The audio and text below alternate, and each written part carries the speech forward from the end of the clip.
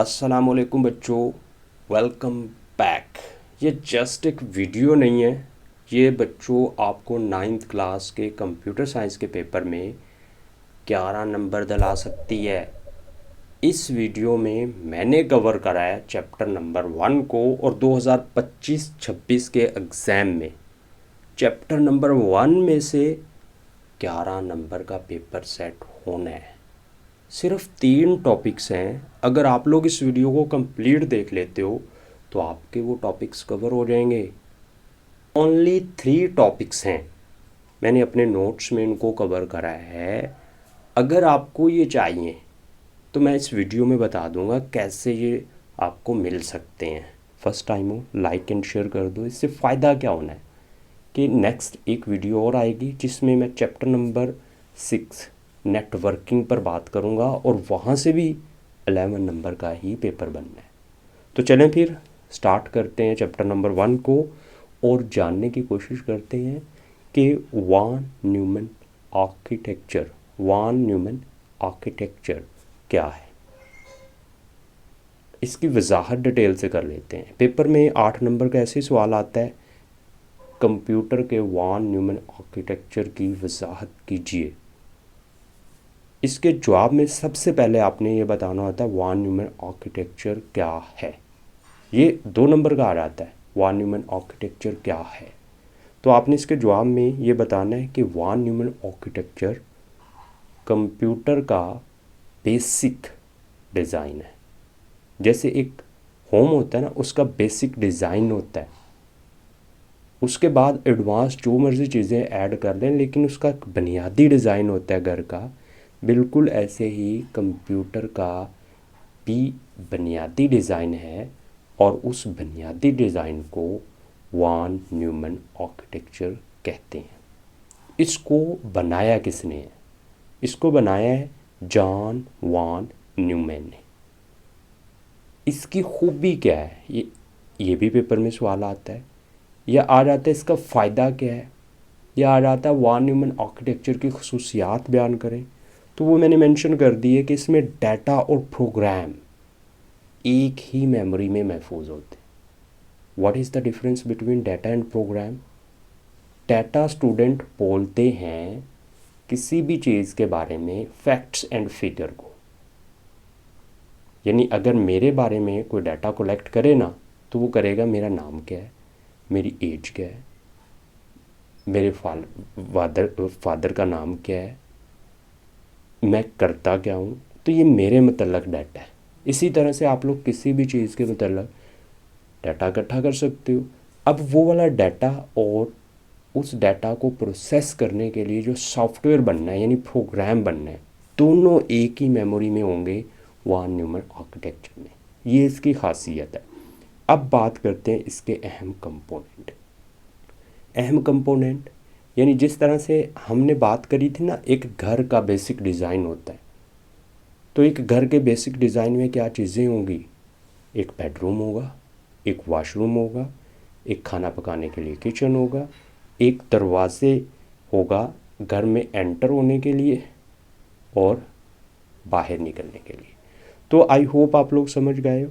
बिल्कुल ऐसे ही जैसे एक घर का बेसिक डिज़ाइन है, वान न्यूमैन आर्किटेक्चर के बेसिक डिज़ाइन में भी कुछ कंपोनेंट हैं। तो यहाँ पे कौन कौन से कंपोनेंट हैं? इनपुट यूनिट्स हैं, आउटपुट यूनिट्स हैं, मेमोरीज़ हैं, प्रोसेसर है और सिस्टम बस है। अब इन पर डिटेल में बात कर लेते हैं।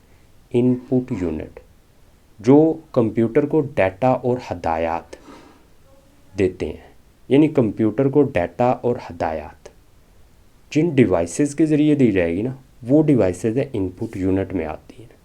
आउटपुट यूनिट जो नतीजा यूज़र को देती हैं, वो सारी डिवाइसेस क्या होंगी? वो आउटपुट यूनिट में होंगी। मेमोरी यूनिट डाटा और प्रोग्राम को स्टोर करते हैं। सेंट्रल प्रोसेसिंग यूनिट क्या होता है? कंप्यूटर का दिमाग है और इसके 2 हिस्से होते हैं, एक को कंट्रोल यूनिट बोलते हैं, एक को अर्थमेटिक लॉजिक यूनिट बोलते हैं। अब जो कंट्रोल यूनिट होता है, ये इसके कंट्रोल में कंप्यूटर होता है, यानी कंप्यूटर में जो भी चल रहा है वो कंट्रोल यूनिट के कंट्रोल में है। अरिथमेटिक लॉजिक यूनिट क्या काम करता है? हिसाबी और अरिथमेटिक अवामल जितने भी कंप्यूटर परफॉर्म कर रहा होता है वो सारे इस यूनिट की जिम्मेदारी होती है, जिसको अरिथमेटिक लॉजिक यूनिट बोलते हैं। सिस्टम बस जो कंप्यूटर के कंपोनेंट है ना, उनके दरमियान राब्ते का काम इस सिस्टम बस के ज़रिए होता है। यानी देखें, सीपीयू है, मेमोरी है, मेमोरी से डाटा सीपीयू में जाता है, सीपीयू से डाटा मेमोरी में आता है। तो वो जो रास्ता इस्तेमाल करता है डाटा की मुंतकली का, उसको बोलते हैं सिस्टम बस।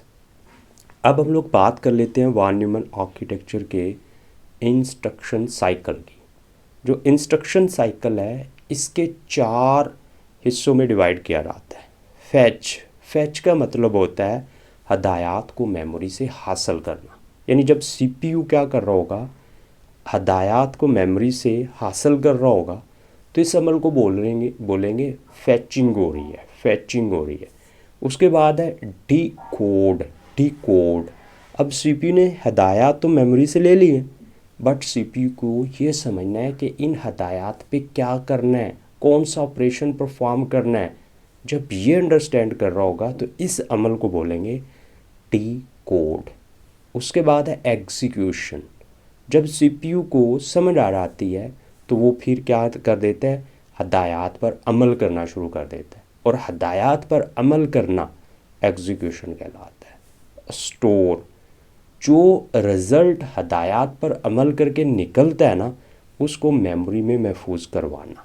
आई होप आप लोग समझ चुके हो फैचिंग क्या होता है, डिकोड क्या होता है, एग्जीक्यूशन क्या होता है, और स्टोर से क्या मुराद ली जाती है। अब बात करते हैं नुकसान की। वॉन न्यूमन आर्किटेक्चर का एक नुकसान भी है, और वो नुकसान क्या है? जब डाटे ने मेमोरी से सीपीयू में और सीपीयू से मेमोरी में आना होता है, यानी ये समझ लें ये मेमोरी है और ये सीपीयू है, तो डाटे ने यहाँ से यहाँ जाना है और फिर यहाँ से कुछ डाटे ने मेमोरी में भी आना है। तो इस दौरान वो क्या करता है, एक ही बस का इस्तेमाल होता है, और जिसकी वजह से डाटा की मुंतकली क्या हो जाती है, सुस्त। और इस नुकसान को, इस रुकावट को बॉटलनेक भी बोलते हैं। अब हम लोग बात कर लेते हैं कि मुख्तसर क्वेश्चन कौन कौन से वॉन न्यूमन आर्किटेक्चर में से बन सकते हैं। तो वॉन न्यूमन आर्किटेक्चर के बुनियादी अज्जा बयान करें। तो आपने इसके बुनियादी अज्जा input unit, output unit, memory आपने बताना है, और सिस्टम बस और सीपीयू। ये 5 बुनियादी अज्जा हैं इसके। उसके बाद नेक्स्ट है वॉन न्यूमन आर्किटेक्चर क्या है। पहले बात कर चुके हैं कि वॉन न्यूमन आर्किटेक्चर जो होता है वो कंप्यूटर का बेसिक डिज़ाइन है, जॉन वॉन न्यूमन ने बनाया है। डाटा और प्रोग्राम इस आर्किटेक्चर में एक ही मेमोरी में महफूज होते हैं। इसके अहम अज्जा की फ़हरिस्त बताएं। फ़हरिस्त में input unit, output unit, memory, control unit और सिस्टम बस शामिल है। उसके बाद वॉन न्यूमन आर्किटेक्चर के इंस्ट्रक्शन साइकिल के मराहिल 4 हैं।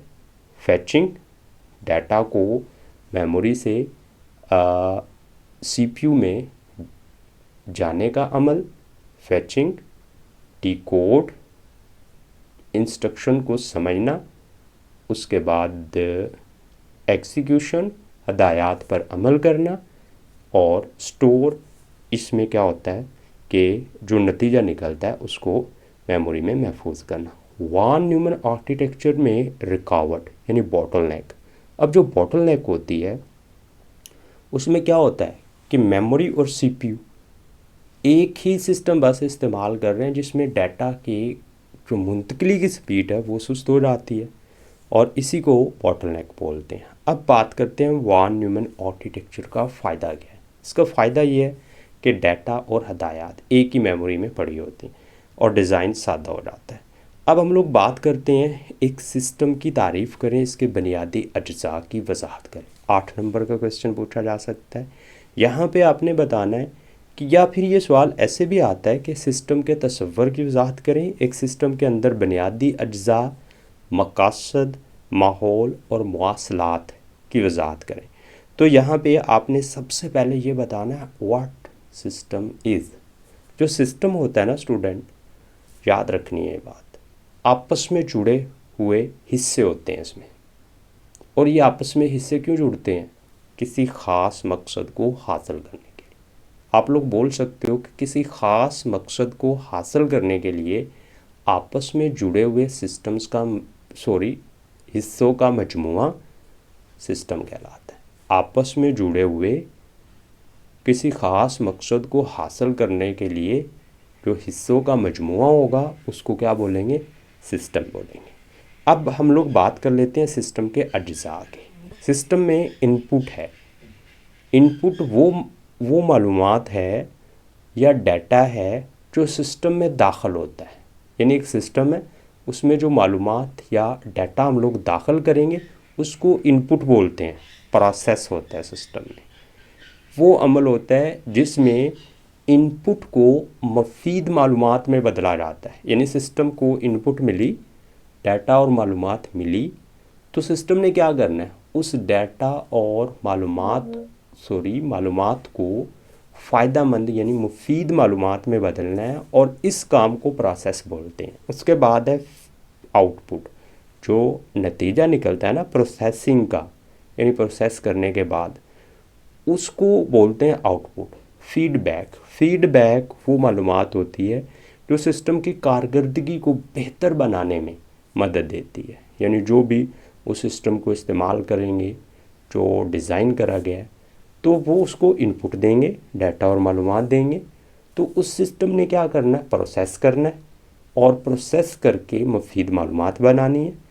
अब इस मुफीद मालूमात को, जिसको रिज़ल्ट बोलते हैं, वो यूज़र को चाहिए। अब यूज़र फिर रिज़ल्ट की बुनियाद पर उस सिस्टम का फीडबैक देता है।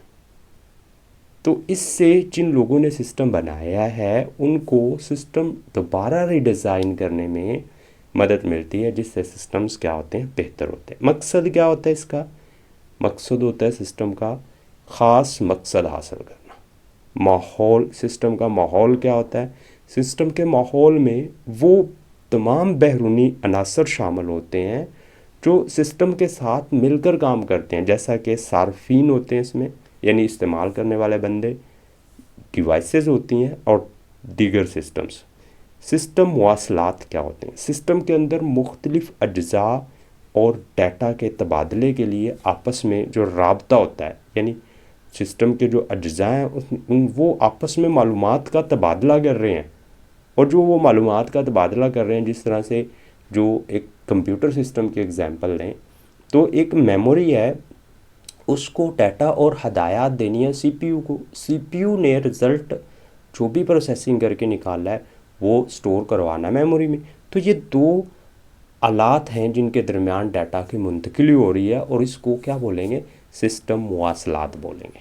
अब हम लोग बात कर लेते हैं कि जो कंप्यूटर है अपने माहौल के साथ किस तरह ताअम्मुल करता है, यानी कंप्यूटर का इन्वायरमेंट जानने की कोशिश करते हैं, और इसके बुनियादी अज्जा के अफ़ाल और आर्किटेक्चर के काम करने का मरहलावार तरीक़ा पर गुफ्तगू करें। ये पेपर में सवाल। या फिर आ जाता है कि कंप्यूटर सिस्टम का इन्वायरमेंट बयान करें। तो इसके इन्वायरमेंट में क्या चीज़ें हैं कि इनपुट के ज़रिए ताअम्मुल।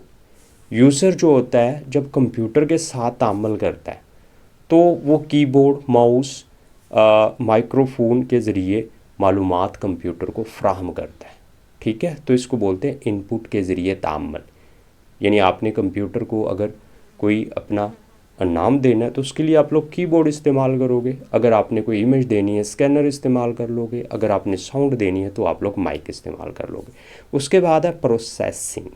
प्रोसेसिंग में क्या होता है कि मेमोरी में मौजूद प्रोग्राम की मदद से इनपुट मालूमात को सीपीयू प्रोसेस करता है। ठीक होगी बात। उसके बाद है आउटपुट के ज़रिए ताअम्मुल। प्रोसेसिंग के नतीजा में जो भी रिज़ल्ट निकलता है उसको मॉनिटर, प्रिंटर, स्पीकर, यानी अगर वो रिज़ल्ट जो है वो हमें चाहिए इलेक्ट्रॉनिक विज़न में यानी सॉफ्ट कॉपी चाहिए तो मॉनिटर पर डिस्प्ले हो रहा होगा। प्रिंटर अगर हमें कागज़ पर रिज़ल्ट चाहिए तो वो ज़ाहिर करेगा प्रिंटर, स्पीकर। अब हम लोग बात करते हैं नेटवर्क कम्युनिकेशन। कंप्यूटर इंटरनेट या नेटवर्क के ज़रिए दूसरे कंप्यूटर से रब्ता करता है, यानी कंप्यूटर ने इंटरनेट के ज़रिए क्या करना है या नेटवर्क के ज़रिए दूसरे कंप्यूटर से रब्ता करेगा और इस अमल को क्या बोलते हैं, डाटा की मुंतकिली करते हैं, इसको बोलते हैं network communication. Power supply computer को चलाने के लिए बिजली फराहम करती है और पावर सप्लाई के ज़रिए ही कंप्यूटर चलता। आई होप आप लोग समझ पाए हो इस चैप्टर में जो मैंने तीनों क्वेश्चन आप लोगों के साथ शेयर करे हैं। और ये नोट्स अगर आप लोग PDF फॉर्म में चाहते हो तो इस वीडियो की डिस्क्रिप्शन में लिंक मौजूद होगा, उस पर क्लिक करके आप लोग डाउनलोड कर सकते हो। तो मिलते हैं नेक्स्ट वीडियो में जिसमें हम लोग चैप्टर नंबर 6 पर बात करेंगे और वो वीडियो तो आपको उसी वक्त मिलनी है जब आप लोग इस चैनल को सब्सक्राइब कर दोगे, लाइक एंड शेयर कर दोगे।